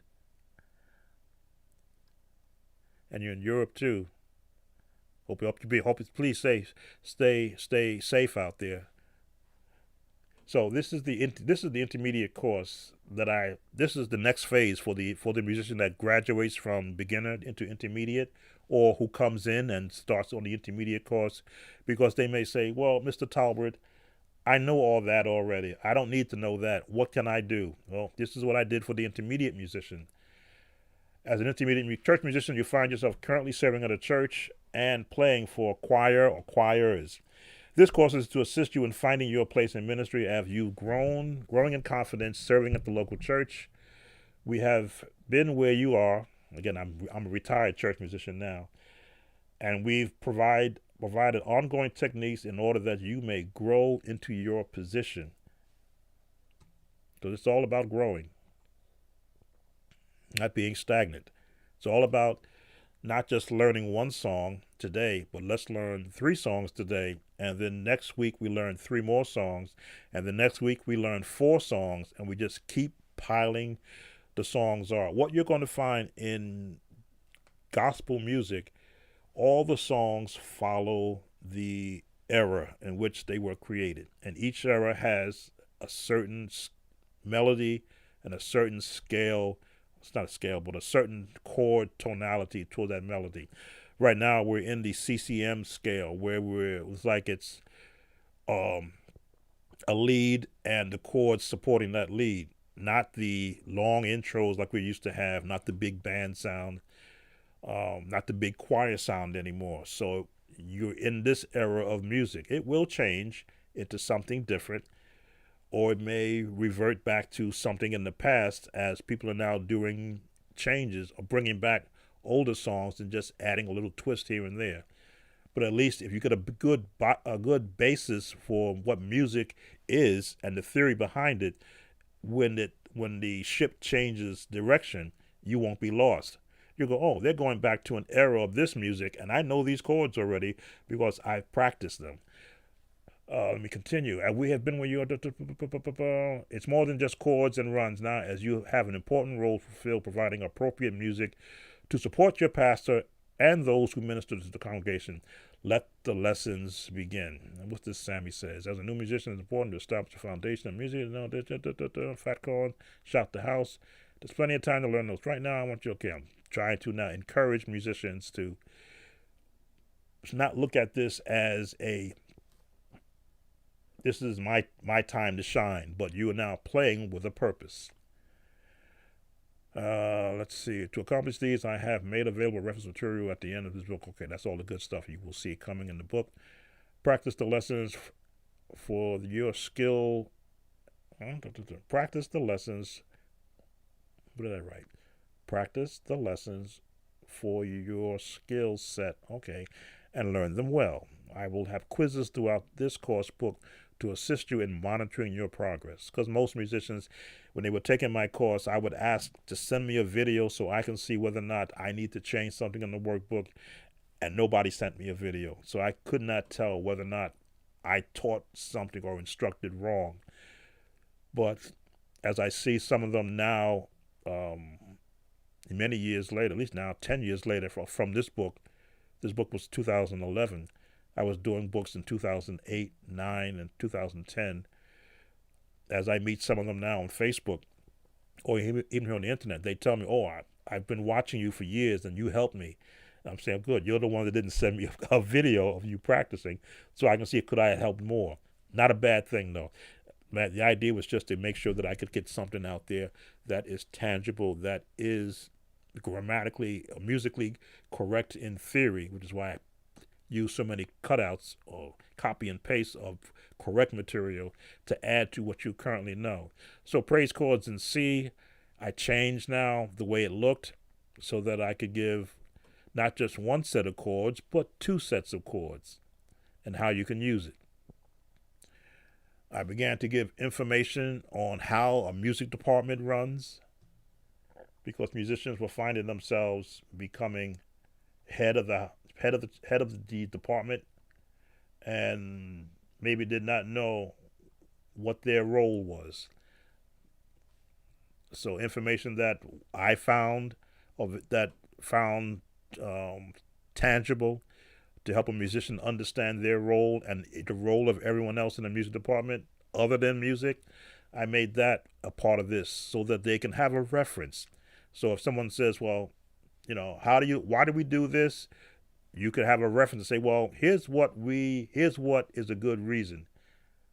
Why do we have a minister of music and music director? You and your group, if you have a group, how do you talk and communicate to them? Because I've had to do this in my days. Why other necessary positions, musician, director, minister of music, chaplain. Again, I wanted to give information. Building a good choir. This is the most important part. If you're building a choir, you need to know who is. Okay, I gotta change. We have to word this correctly.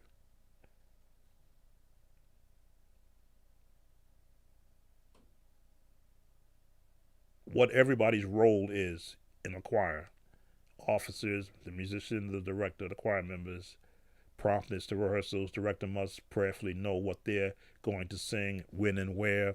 The musicians must realize they take directions from the director also. That helps to give the lines of communication. The director says repeat it the second time. The musician shouldn't give a funny face. That's the way the director feels led to go. You're part of the production or the presentation. You are not the presentation. And then be prayerful, take directions, and be the best singer musician in your section. So if you're just playing the piano, play piano. If you're organist, play the organist. If you're a bass player, play the bass. Be the best that you're doing. Again, information that you would not get from asking a musician at a church or at a setting, hey, how do you do this? I try to give information. Then I give you the etiquette. This is something that as I watch live streams, I shake my head sometimes on what I'm watching. So I'm just going to let you know that that's there. More information.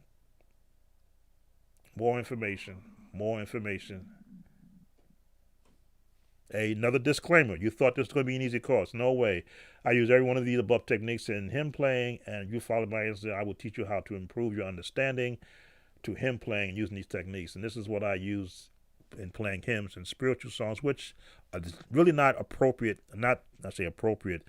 really not the concept that's being used in today's current church, but it's always good to have a reference because you never know where you may find yourself.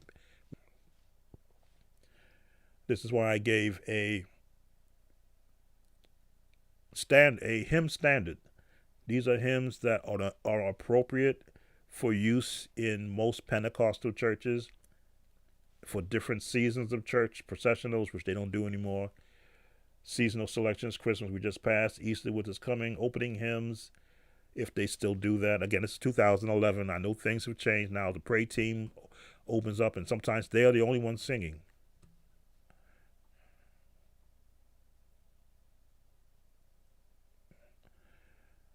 I see we're having trouble with the stream. Let me see what I can do here.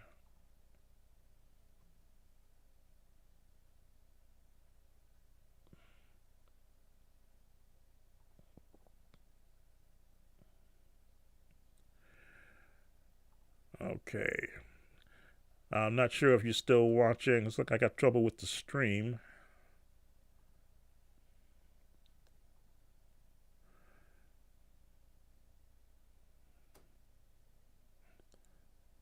Maybe because I've been on too long.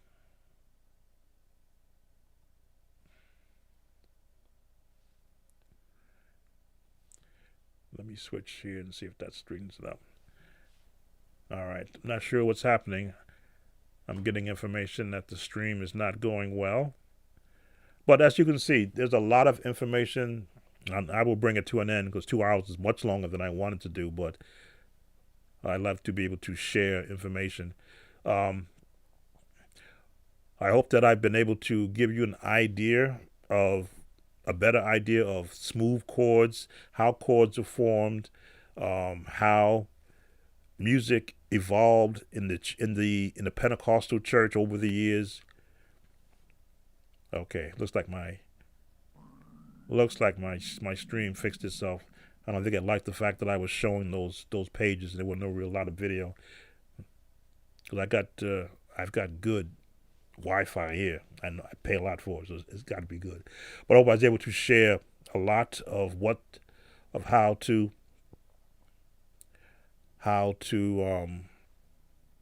approach to music.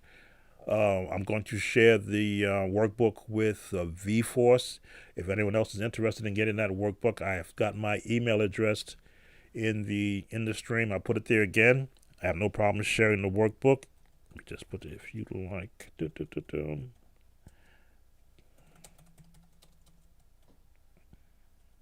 As I say, I don't do the course anymore. I do now my YouTube videos, and now I'm doing podcasts. A copy of my workbook. Just typing.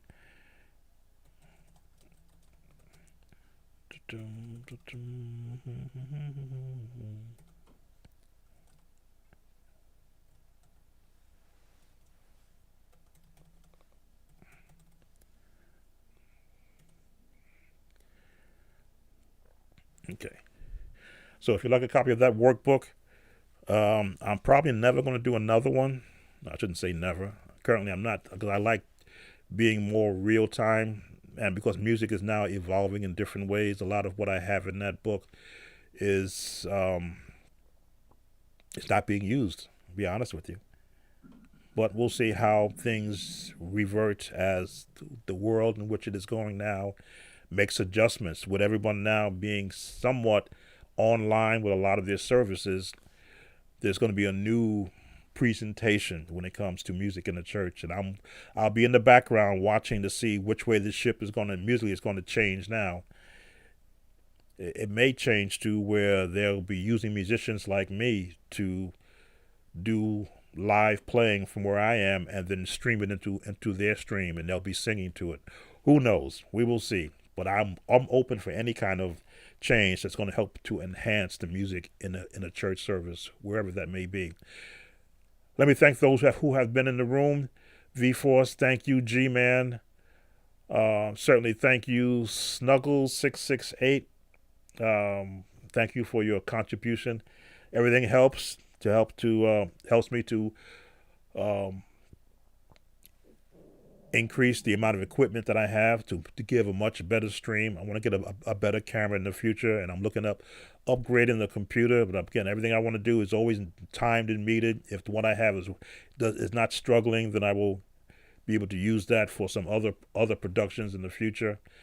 Let's see who else come in. I don't want to miss anybody.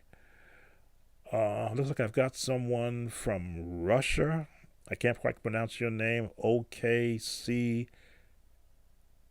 and that's only because that's how YouTube puts it out to me. Thank you for coming in. Junior, thanks for coming in. 20 from Austria, I believe. Yes, Austria. Thank you for coming in. Be safe. Nepal, I think you're. No, I don't know. I don't want to guess where you're from. But thank you for coming in and for sharing some time with me. Of course, this will stay up. It's just a 2-hour stream, but again, as long as I have viewers like you who come in and have questions, I'll stay here 3 hours if I have to. Not a problem with me. I'll go and get a snack and come back in. So thank you for all being a part of this. I'm going to go get me a quick dinner rather, and then get ready for my Skype lesson. As I say, I also teach lessons in Skype, so if you're interested, you can also email me at that email address, and based upon time zone, wherever you may be in the world, if you want a Skype lesson with me, we'll see what we can work out. Again, I'm here to help everyone. So I'm going to take you out with my outro page. Again, thanks for coming in, and everyone be blessed today. Take care of yourself, mask up, watch your distancing, and I'll see you the next time. Take care.